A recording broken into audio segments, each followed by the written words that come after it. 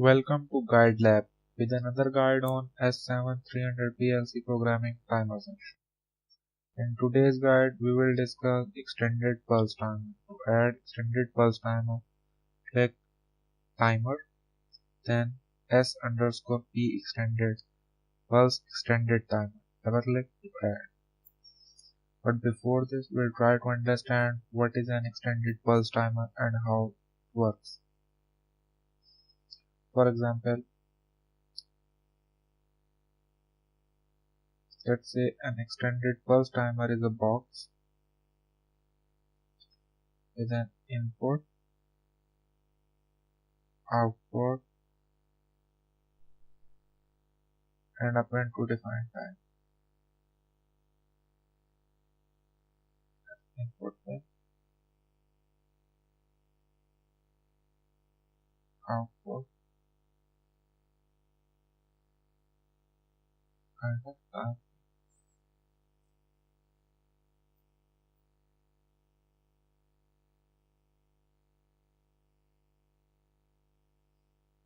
And what inside a timer is its logic.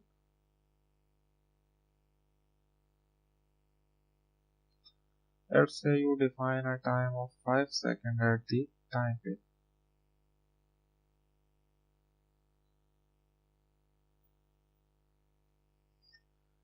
And the input of a timer goes high from low level to the high level.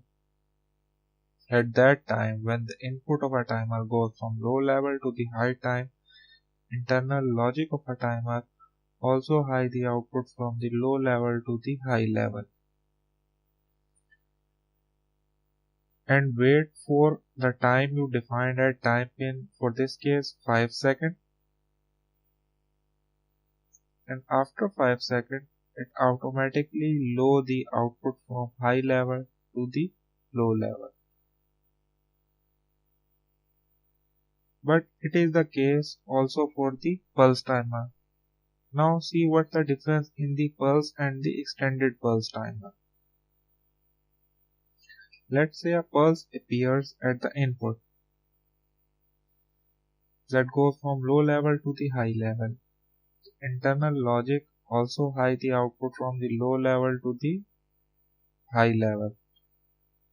But let's say the input goes low back after 2 seconds. 2 seconds. But logic didn't lower the output, but it has to wait for 5 seconds. It wait for 5 seconds and then low the output, and 5 seconds is the time that you defined at time pin. So this is the basic difference between the pulse timer and the extended pulse timer, that the extended pulse timer will provide you a pulse of a time you defined at input, even if the input at time pin, even if the input goes low before the time you defined at the time pin. Now let's come to the extended timer block of the programming. At above you see 3 question marks. These are timer number or timer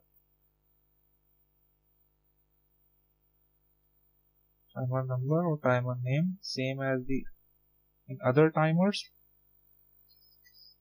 and can be defined as T followed by some numeric value.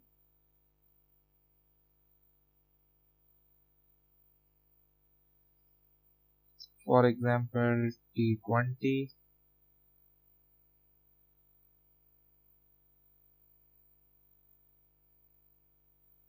T13,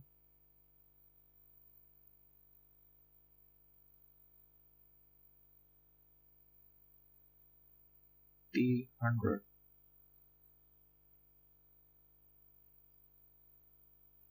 Let me enter. For example, I am using T3.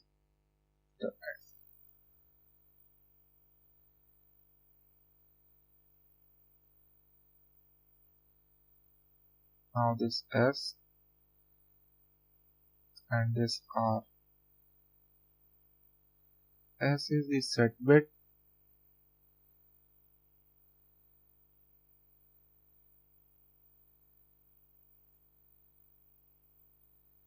R is the reset bit.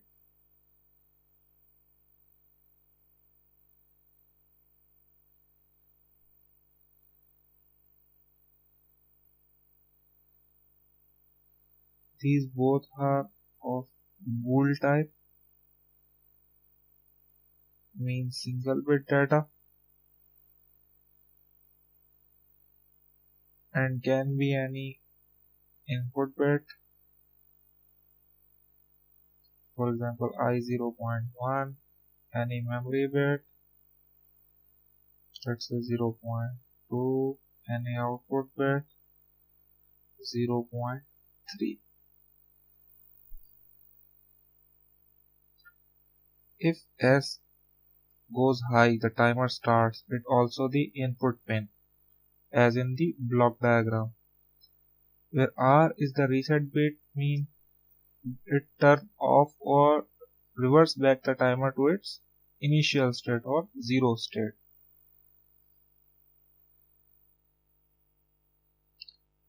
Here you see 3 dots before R, mean you have to directly type here.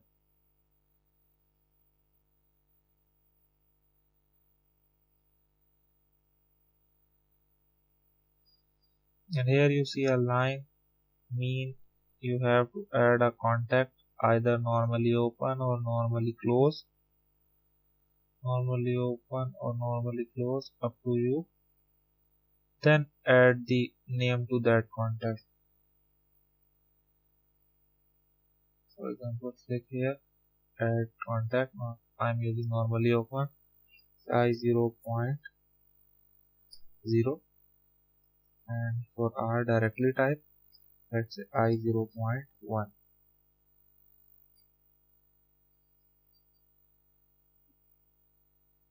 Now this TV means time value. Basically it's the time for how long the timer have to run. Time value.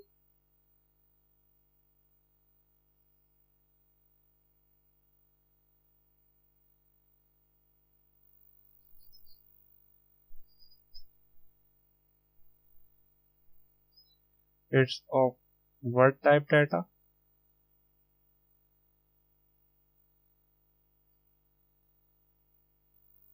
It can be any input word, memory word, or output word, and can also be a constant.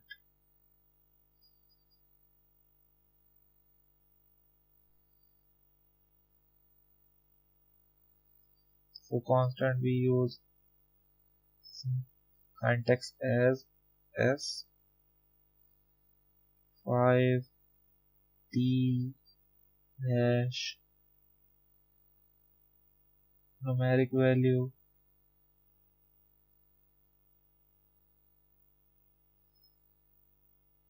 then time symbol.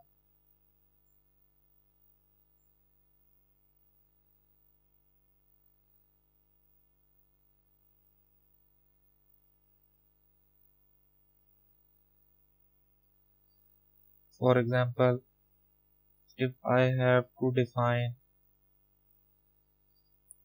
2-second timer, I'll use as S 5 T, then hash, then 2, and for second I use time symbol as S. Common time symbol are H for hours, M for minutes, S for second, and MS for milliseconds. Let me add S5T hash. I'm using 10, so and for second S.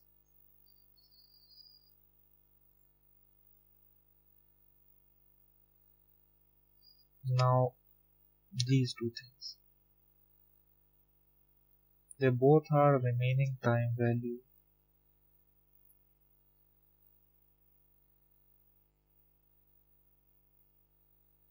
Remaining time.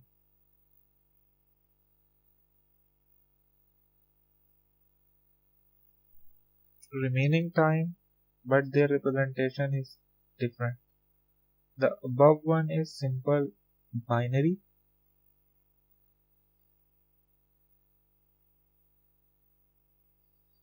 and the below one is the BCD time, binary coded decimal. As you see, BI for binary and BCD for the binary coded decimals. They both are of word type.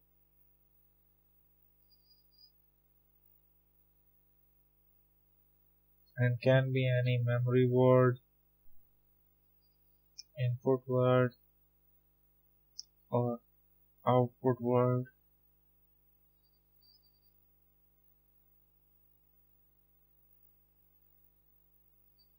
Example, I am using MW0, memory word 0, and memory word 2. Now this last thing, status of timer or output of a timer.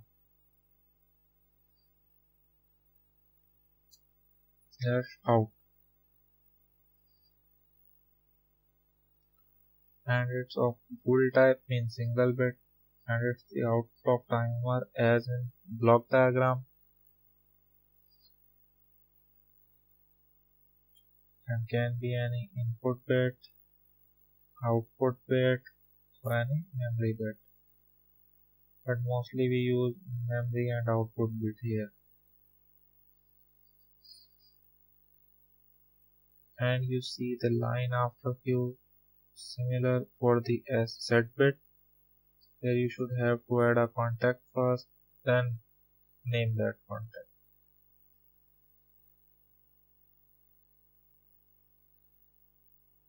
Click line, click, while.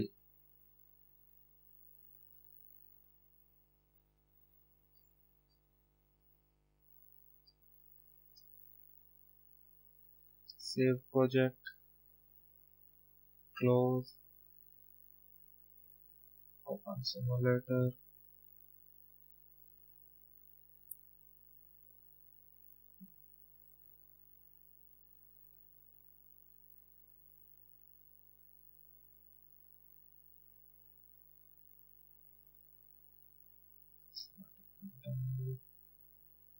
yes to simulator.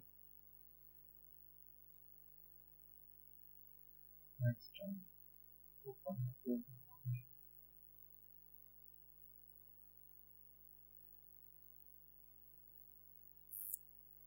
open simulator, click run to simulate.